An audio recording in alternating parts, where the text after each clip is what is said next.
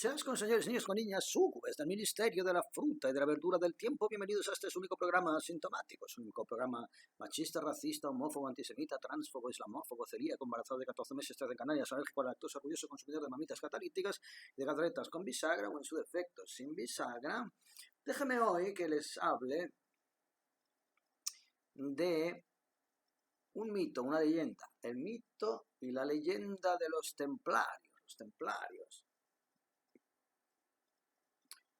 Localmente tan desacreditados cuando su orden fue prohibida por el rey de Francia en su época, siglo XIV fue, si no recuerdo mal. Y el papado, a pesar de que la orden de los templarios solo obedeció desde su nacimiento al papa de Roma, y que se despachó como una orden en términos antes de ser difamada para poder desmantelarla, como una orden pues cristiana que se dedicó a defender los enclaves cristianos en Tierra Santa, proteger a los peregrinos, poco menos que ángeles en la tierra. Bien, señoras y señores, ¿qué me dirían si yo les comento que el nacimiento del capitalismo como un sistema organizativo heredado del judaísmo, de alguna de las maneras, procede en nuestra cultura cristiana de la orden de los templarios? También los hospitalarios, etcétera, etcétera, pero fundamentalmente de los templarios, que en el arco de un siglo llegaron a tener el mismo poder adquisitivo que los judíos en la Europa occidental. Motivo por el cual, de la misma manera en que los judíos fueron también perseguidos por usura, acabaron los templarios perseguidos exactamente por lo mismo, porque si efectivamente, señores, ustedes cuando piensan en los templarios, mítica y legendariamente pueden tender a imaginarse pues a unos monjes guerreros con sus pecheras con la cruz roja. Señoras con señores, sí y no, pero nada más lejos. Vamos a examinar un poquito las sombras de la orden templaria que quizás, a lo mejor, pudieran ser uno de los pilares del entramado masónico y global sionista que hoy en día, a través de un concepto de capitalismo usurero que compartían los templarios con las comunidades judaicas, fenicias, cátaras incluso, porque de los cátaros también se hablan como esta buena gente gnóstica que fue exterminada también por el rey de Francia, etcétera, etcétera, y que se llevaba tan bien con los templarios. Todo, señoras y señores, todo, falacias que se pierden en la oscuridad y en los meandros de la historia mal regurgitada y mal reverberada. Porque al final, si algo sigue destacando en todo el entramado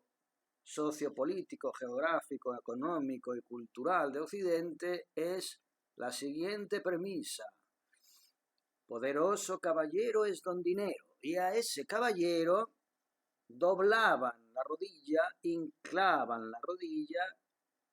e inclinaban la cerviz templarios, hospitalarios, cátaros, judíos, fariseos de todo tipo, católicos, vaticánicos, todo Cristo, cualquier tipo de monarquía que después, a partir del siglo XVIII y a través de la deuda heredada precisamente de esos entramados templáricos y judaicos, a través de la deuda, entregaron las soberanías nacionales a todas esas logias que hoy en día, a través del global sionismo, llámelo usted Foro Económico Mundial, Agenda 2030, etcétera, etcétera, están dictaminando y están rematando algunas de sus últimas pretensiones, ya casi milenarias, a través, una vez más, pues de la deuda, del miedo, del terror, de la manipulación mediática, no exenta de un componente religioso y esotérico, efectivamente, que es el que más le cuesta a la gente entender. Pero es así. Cuando hablamos del nuevo orden mundial, señoras y señores, quizás debiéramos remontarnos no solamente a todo el entramado judaico, sino, en este caso, órdenes ya extintas que en aquella época tenían el mismo poder y las mismas praxis. Verbigracia, los templarios, que se llevaban muy bien con los judíos y que incluso llegaron a formar familias conexas, puesto que la usura y la deuda era uno de sus medios de proliferación y por lo tanto Dios los cría y ellos se juntan. Todas las noblezas negras de las cuales proceden muchas de las familias menos conocidas que hoy gobiernan el mundo, porque nosotros conocemos sobre todo las judaico-sionistas, las Rothschild, etcétera, etcétera, pero existen todas esas familias llamadas de nobleza negra, fundamentalmente de origen veneciano, genovés, que financiaban también y pagaban por servicios mercenarios a los propios templarios ya en el siglo XII, XIII y XIV. No en vano los templarios llegaron a ser una de las comunidades más ricas junto a las judaicas en aquella época, que eran las que se encargaban de financiar guerras, como hoy en día siguen haciéndolo todavía. Bien.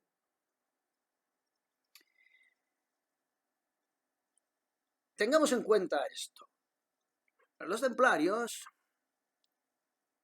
y vuelvo a repetir, cátaros y otras sectas beatificadas y alzadas a niveles legendarios por ser martirizadas por la Iglesia Católica ya en tiempos prácticamente de su origen, en realidad no dejaban de representar intereses de mercado, núcleos y nichos de mercado que tenían como fundamental interés propagar y divulgar su poder. En el caso de los templarios, que empezaron como una pequeña comunidad monástica, previa incluso a su concepto guerrero monástico, protegida por el papado,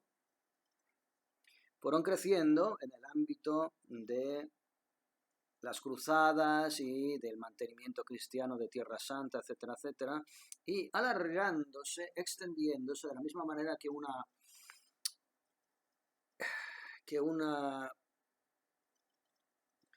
¿cómo diríamos? Que una familia mafiosa pudiera extenderse en la parte noroeste de Manhattan, y a la cual determinados empresarios, o en su caso en esta época poderes institucionales, que pudieran ser incluso papales, religiosos o monárquicos de diferentes territorios, en un momento determinado podían requerir sus servicios a título de mercenarismo. Mercenarios, sí. Más allá de la leyenda mítica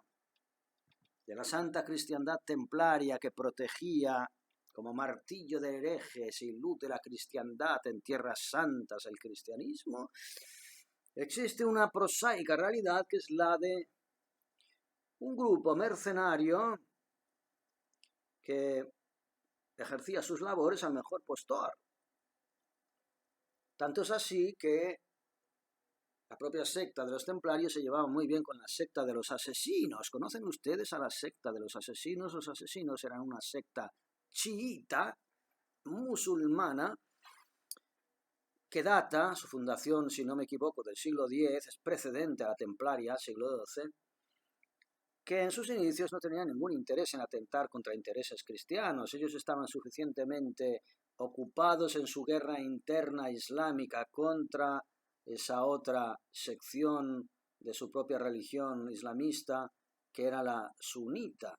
Chiitas contra sunitas. Bien, la secta de los asesinos, y de ahí proviene la palabra asesino, como sinónimo de criminal, violento, proviene de esa secta musulmana del siglo X, llamada de los asesinos, que también ejercía un rol mercenario. Si bien inicialmente atentaba contra los intereses sunitas de su propia religión, después, de la misma manera en que los templarios también acabaron convirtiéndose en una secta mercenaria que operaba al mejor postor y no tenía ningún problema en participar en matanzas de cátaros o en sencillamente mirar hacia otro lado, en función de cuáles fueran los intereses de los monarcas, de los monarcas territoriales, a efectos aristocráticos o a efectos religiosos que en aquel momento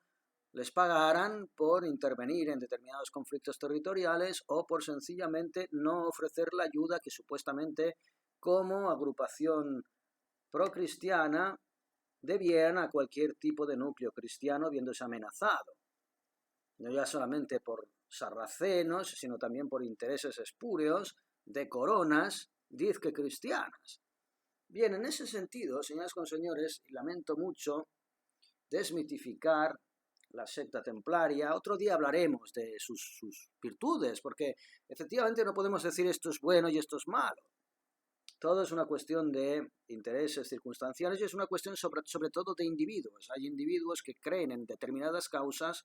y sobre todo esos individuos que creen en determinadas causas, los idealistas, que los suelen llamar aquellos que van con el lirio en la mano, son los primeros que sucumben en manos no del supuesto enemigo, sino de su propia gente.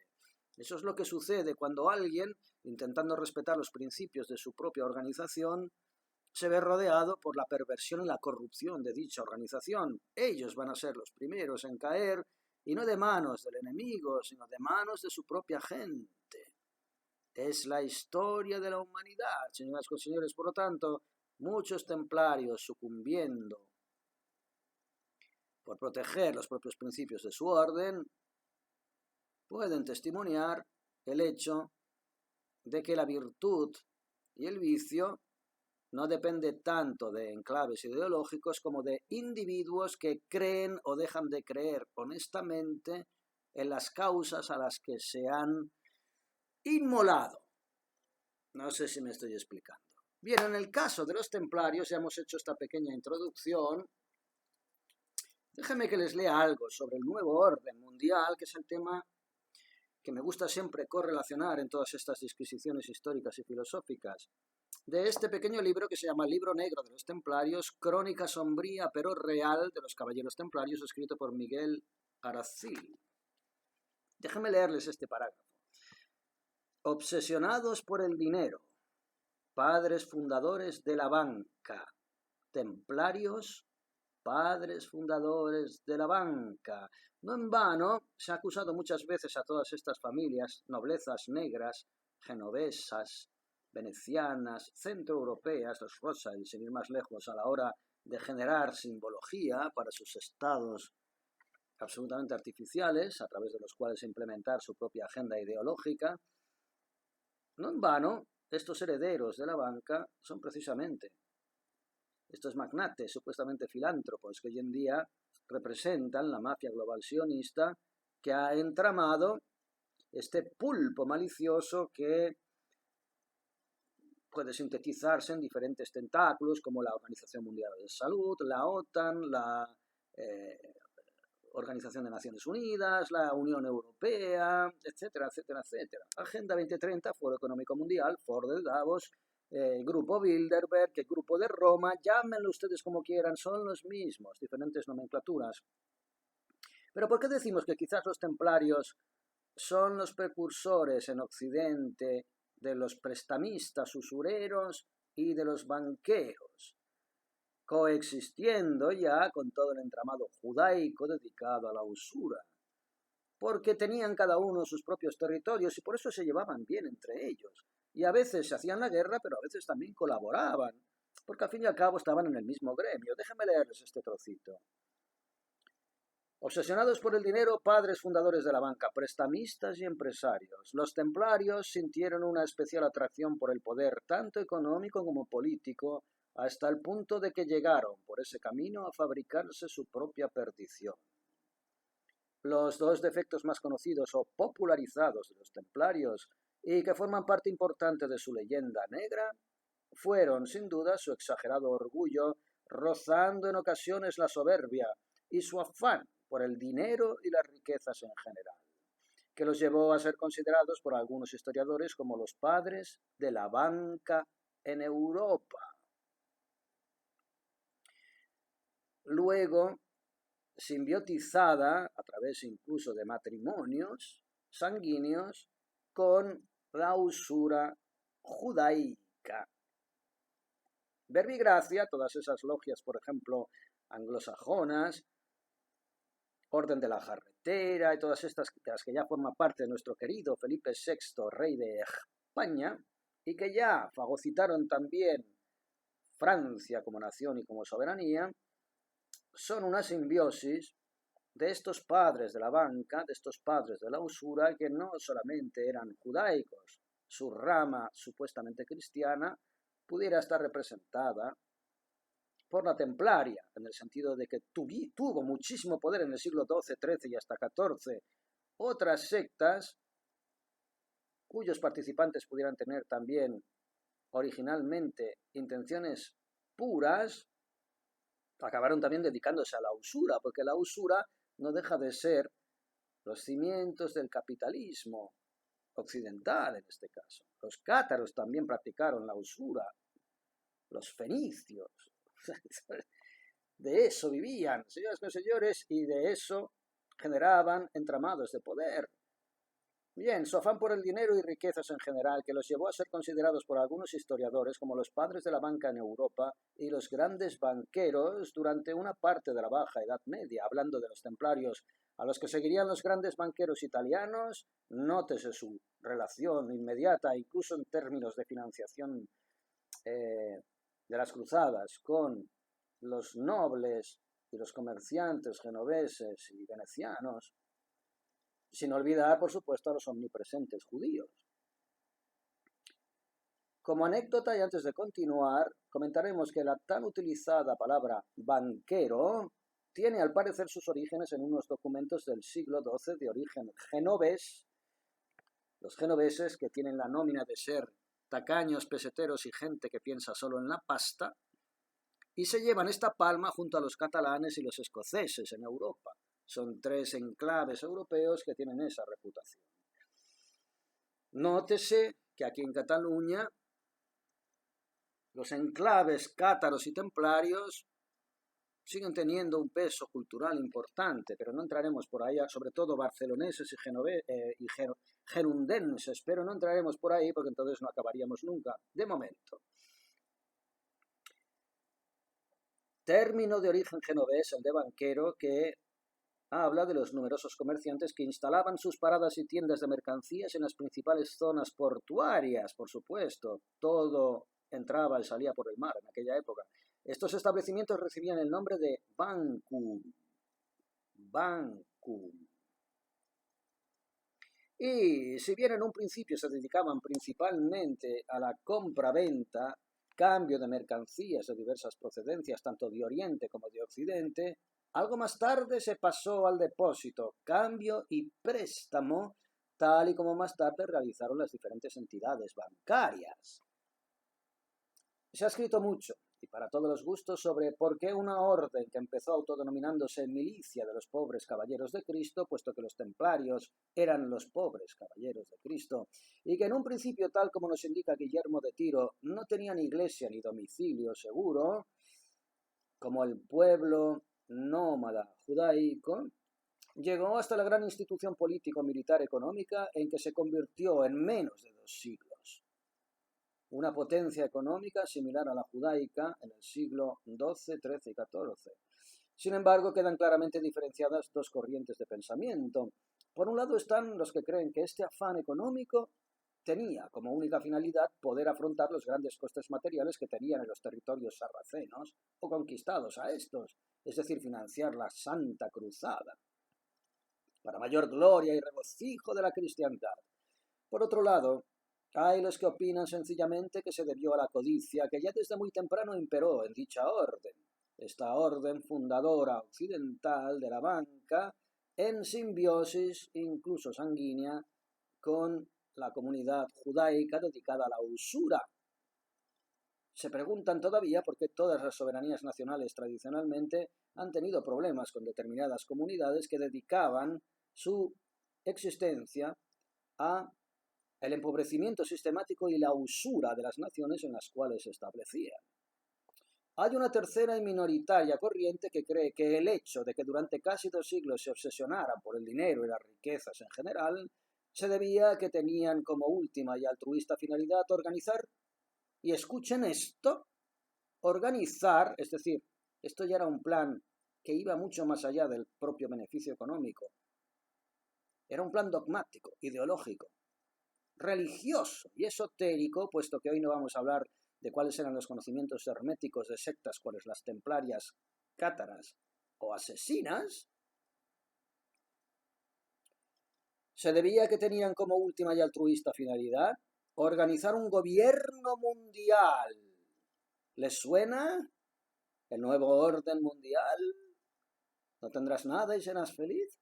La famosa sinarquía templaria, en la que existiría una sola religión, quizá un solo dirigente religioso. Quizás el Papa de Roma. ¿Recuerdan ustedes al recientemente difunto Bergoglio, cuando insistía en el paganismo de Jesucristo y hablaba de la necesidad de unificar al mundo entero en una religión, como en su tiempo se hablaba de la necesidad de unificar al mundo entero en una lengua a través del fallido Esperanto, rol que después se ha arrogado a través de su vertiente anglosajona, la lengua inglesa, que se ha aceptado de manera puramente hackeantemente capitalista como lengua universal, cosa que gracias a la magnánima fertilidad de los países latinos probablemente no puedan llevar a cabo. Bien, el Papa de Roma debía ser el representante de esa religión única y global. ¿Y quién debía ser el representante único y global en términos bancarios? Cuando hablamos del Foro Económico Mundial, la Agenda 2030 y el nuevo orden mundial, siempre tenemos detrás determinadas entidades que no dejan de ser sucursales de la misma banca central. Llámenlo ustedes Wall Street, City of London, etcétera, etcétera, etcétera. ¿Quién hay detrás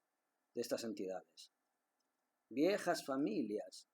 noblezas venecianas, rothschildianas, herederas de estos fundadores de la banca, que no son solamente judaicos, que tienen también su representación cristiana, como en este caso los orígenes templarios. Tanto es así que todavía pueden ver símbolos templarios en la liturgia de estos esotéricos masones que pretenden de alguna manera dictaminar ese nuevo orden mundial que, como ven ustedes, data ya voluntariosamente, no simplemente del siglo XII con la fundación de la orden, sino rebotada de viejas estructuras, incluso sumerias y babilónicas, pero no entraremos por ahí hoy. Un solo gobernante mundial para lo que les era del todo necesario, un gran poder económico, el que siguen labrando, porque señoras con señores, ¿quién posee prácticamente el 100% de las acciones de cualquier estamento comercial en el mundo actual, farmacéutico, bélico, comunicativo? ¿Quién posee prácticamente el 100%? Exactamente los mismos mecanismos de fondo buitre. BlackRock, Vanguard, diferentes nomenclaturas, que si ustedes siguen siguiendo las escaleras Palantur o Palantir, no sé cómo se llama aquella, etcétera, etcétera, llegarán a esas mismas familias oscuras que son herederas de todas estas entidades que ya empezaron a entramar esa tela de araña con vistas a ese gobierno mundial. Vean ustedes que lo del gobierno mundial no solamente no es conspiranoico, sino que además forma parte de la historia de la humanidad. No son pocos los que opinan actualmente que realmente tenían el gran sueño de un gobierno de sabios, los filántropos. ¿Les suena también de algo eso? Que rigiera todo el planeta y que unificaran en una todas las religiones para terminar de este modo con las guerras religiosas y, por supuesto, sincronizar la economía en base a los intereses de esa filantropía elitista que se arrogaría el derecho de decretar no ya solamente el destino de sus propias soberanías nacionales, sino el del propio planeta. Si bien en un principio puede que existiera muy remotamente este trasfondo idealista del globalismo en alguno de sus fundadores, pasados los años y con un enriquecimiento y oficialización, tenemos muy serias dudas de que esto hayan podido llevarlo a cabo como querían, efectivamente, si no ya haría siglos que habrían rematado la faena, que están rematando en este momento, gracias sobre todo a su miedo, su terror, su disonancia cognitiva y su condicionamiento hipnótico a través de sus medios de comunicación. ya que, como venimos comentando desde el principio, dichos caballeros eran ante todo incondicionalmente leales a las órdenes del Papa, hablando de los templarios. Y llegados a este punto, quien más y quien menos, por muy papista que sea, reconocerá que el Vaticano no es ni ha sido jamás favorable a un gobierno regido por sabios o por un sincrético líder mundial en el que posiblemente la curia romana tendría poco que aportar y que conllevaría la pérdida total o casi total de su fuerza e influencia en todos los sentidos, algo que la Iglesia, que viene detentando desde su oficialización en el siglo IV, no aceptaría bajo ningún concepto, excepto uno, el de haberse puesto de acuerdo con toda esa logia de familias negras que, una vez más, como los templarios y los judaicos llegaron a ponerse de acuerdo en sus territorios, hayan llegado a simbiotizar un proyecto común a través del cual el Vaticano, en este caso tomado por el jesuitismo, una logia muy relacionada con todas estas antiguas curias templarias, rosacrucianas, masónicas en general, llegados a un acuerdo, convirtieran ese brazo armado e ideológico representado por la Iglesia Católica a través del Vaticano en una estructura más de ese enorme entramado que lleva a ese gobierno mundial. El señor Bergoglio se quitó la máscara a calzón calao y nos dejó entrever efectivamente la simbiosis que existe entre esas antiguas y viejas curias globalizadoras y el hackeo y la transformación de un brazo independiente, también logístico a su manera, que es el de el Vaticano, como monopolización del catolicismo, como arma puntera y connivente con ese entramado mirado al nuevo orden mundial. Y de la misma manera en que pudieron establecer e implementar el fraude sanitario del COVID en el año 2020 por primera vez cuando se metieron en el bolsillo las instituciones de las soberanías nacionales, cosa que no lograron 10 años antes cuando intentaron hacer el mismo movimiento con la gripe A, y que en aquel momento fue denunciada como un movimiento prevaricador de las farmacéuticas. Cuando en el 2020 finalmente consiguieron sobornar y llevar a la prevaricación a las instituciones de todas las soberanías nacionales, implementaron el fraude sanitario y de acuerdos de aquellos lodos, estos polvos, no vamos a hablar de ello porque es historia reciente y ustedes lo han sufrido en sus propias carnes. Bien, de esa misma manera, el Vaticano en ese sentido hace ya mucho tiempo, siglos, que forma parte de ese entramado, de esa curia de familias negras herederas de viejas sectas que tenían no solamente una praxis de prevaricación y de usura generalizada, que fue de alguna forma el nacimiento de la banca y del capitalismo salvaje tal y como lo conocemos. Todas esas curias han ido extendiéndose como una metástasis, se han comido las soberanías nacionales a través de la deuda, incursionando incluso sanguíneamente con matrimonios sanguíneos, con las familias reales, las monarquías, los curiados, los papados, etcétera, etcétera. Y hoy, señoras con señores, todo ese entramado que gota a gota ha ido implementándose a lo largo del tiempo, pero vean que ni tan siquiera tenemos que remontarnos a 400 años con las primeras explicitaciones de las primeras logias en Europa, principios del siglo XVIII, sino mucho antes, porque ahora hablamos de los templarios, nos colocamos en el siglo XII, pero al mismo tiempo esos templarios también tenían sus bases ideológicas que fueron implementando, en el caso de los templarios, a través del entramado cristiano, paralelamente al entramado judaico que se dedicaba exactamente con las mismas praxis a la usura y a la prevaricación. ¿Cómo no? Esos entramados, con el lenguaje común de la usura y la prevaricación, cristianos y judaicos, cristianos por llamarlos tales, porque operaban bajo la Iglesia cristiana, han llegado a generar un entramado que finalmente desea rematar ese enorme deseo dogmático, que ya no solamente económico, sino religioso y esotérico y oscurantista, del gobierno mundial. Y en ello están y harán todo lo que tengan que hacer para rematarlo. Sí, señoras con señores, estamos estrangulados por un pulpo que lleva muchísimos siglos moviendo sus tentáculos. ¿Podremos salir de esta? Lo dudo mucho. Lo dudo mucho. A menos que...